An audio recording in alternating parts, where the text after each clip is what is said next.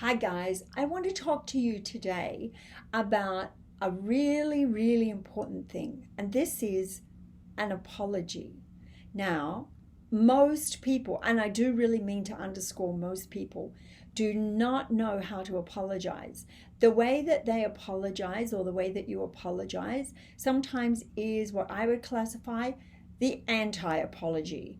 That is, you take a bad situation, you go to apologize to the other person or people, let's say person, and at the end of your apology, you're back into an even bigger argument. The person has walked off or stormed off or is crying or is really angry. Yeah, it didn't go as planned.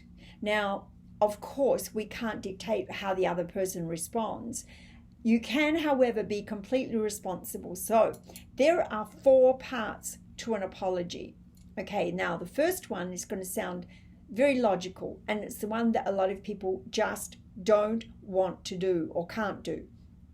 Don't want to do is actually the truth. Okay, and that is the first part of the apology is to take responsibility for what you did or what you did not do. Now, sounds pretty simple, right? Most people will say, gosh, I'm really sorry that I didn't come to your party the other night. But, and then they go in to explain all the reasons why they couldn't or they didn't or what happened, or they will then turn around and start justifying why what they did was okay, because people don't like the feeling that they're just going to stay with, I was disingenuous, I spoke out of turn, I didn't care enough to let you know, I said something that was really hurtful. I was, people don't want to do that. It's awkward and it can make us feel really uncomfortable. So when you know for sure that you have messed up and the other person really is owed an apology, or the best thing you could possibly do would be an apology, then the first thing to do is say, to the person, whoever that is, I would love the opportunity to tell you how sorry I am. I'm sorry for speaking to you that way. I'm sorry for being 45 minutes late.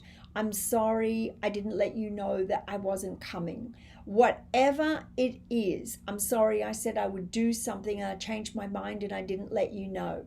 Boom, that's it. You don't go on to explain you had a headache, you didn't feel like it, someone called you and you got delayed. You do not give any justifications, because that just makes the other person angry and upset. Okay, so first thing you do is acknowledge what you did or didn't do and just leave it at that.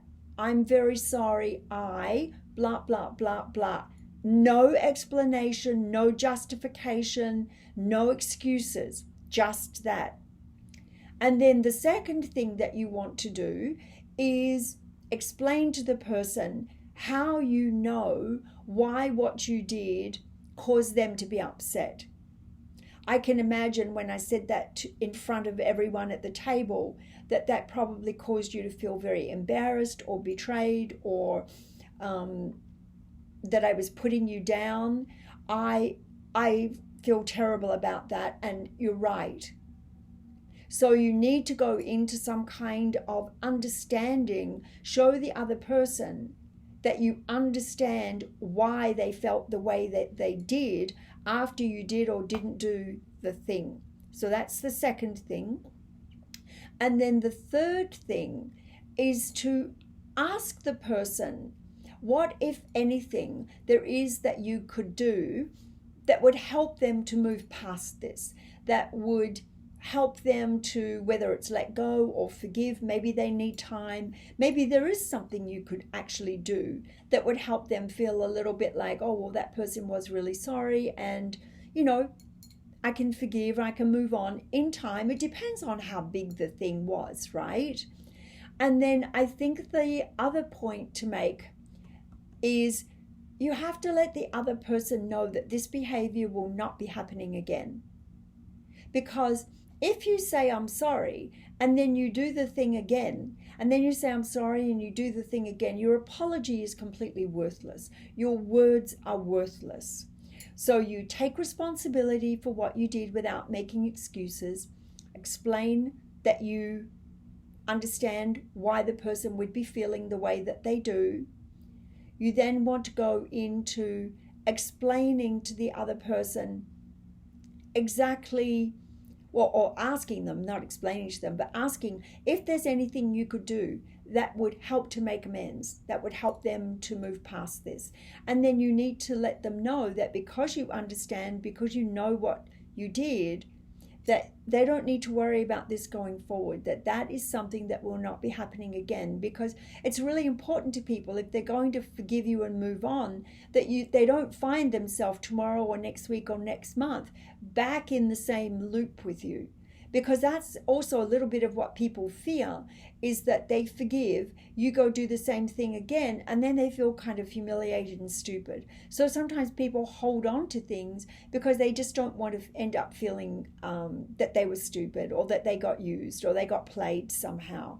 So they're my things on an apology. I would love your comments and a little heart in the box below, and let me know if there's anything you feel about this. If you've tried to apologize and it didn't work and you'd like some input from me, I'm more than happy to do that. And remember, we can't control other people's behaviors. We can only control our own. So if someone is not willing to forgive, and you're really sincere and dedicated and you've done those things, there really isn't, unfortunately, anything more you can do except give it some time, and perhaps in time they settle and things start to dissipate and go back to a more even playing field. Sometimes people hold on to their anger and resentments, and that's really more to do with them. If you're genuinely sorry, you've apologized. We're humans. We all make boo-boos and mistakes all the time, depending on how grand they are, as to how difficult it can be for someone to get over. And it depends on the temperament of the other person and the psychology of the other person. So you do your part and trust that the universe will take care of its part. Okay, that's it for me now. Thanks. Take care. Bye.